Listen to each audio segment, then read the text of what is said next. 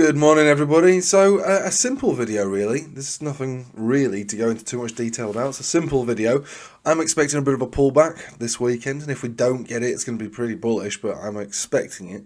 So this is Bitcoin on the 4-hourly. All the analysis you really need at the moment is going to be done on the 4-hourlies, because for the most part, the dailies should be bullish on the altcoin that you're trading. And if it's not, well, find a different altcoin. That's all I can say. You know, the higher term time frames have got to be bullish at this stage.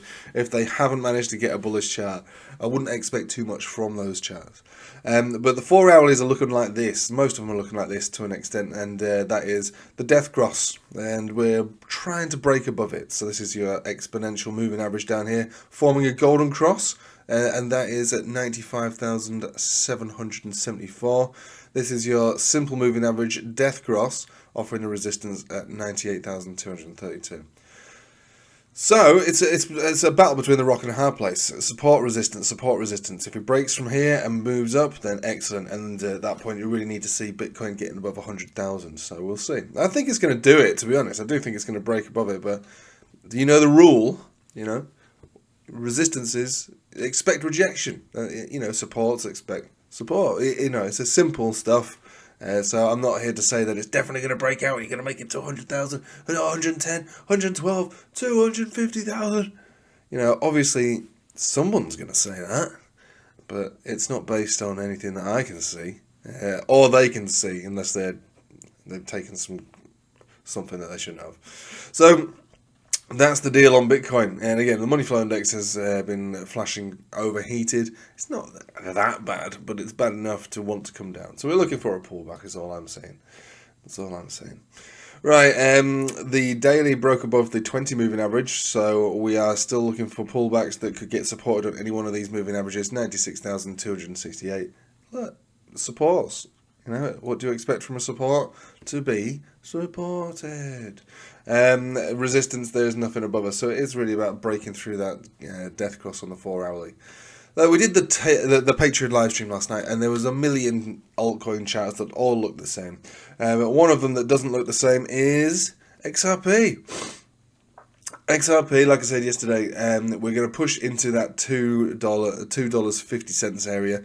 That's where we've pushed into. That's where we're getting rejection from. Supports on XRP at around 236. Now, the reason I'm talking about XRP isn't because I'm saying it's anything amazing or special or blah, blah, blah. I think XRP is going to determine the health of the altcoin market. Now, its market cap is still a lot smaller than Ethereum's, and so it's not going to have too much of an effect on its own when it comes to the dominance chart. But it's about confidence. If there's a crypto confidence and altcoin confidence chart out there, it'll be determined by XRP. Back in the olden days, you'd have been hung, drawn and quartered for assuming that XRP is capable of going up to $2 and a sustaining price above there, when other coins consolidate or pull back by 50 or 60%, some 70% like we've seen in December, exactly as expected. And XRP did a 35% pullback. Now, obviously, 35% is big for the, for people who aren't used to crypto, but actually it's minuscule when it comes to crypto, and especially for someone like XRP, which has a habit of retracing all the way back down to where it started from. Not this time, all right? Not this time. And that's not just a fluke.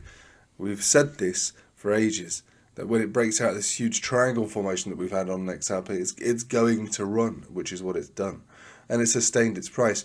So I think this is getting ready, as all coins getting ready, for a larger pump this month. So just recognise what I was saying, because I know some people get confused.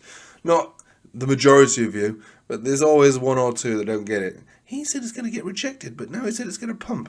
2 time frames, right? Shorter term time frames, don't be afraid of seeing the rejection on the 4-hourly. Higher term time frames, get ready for the pump.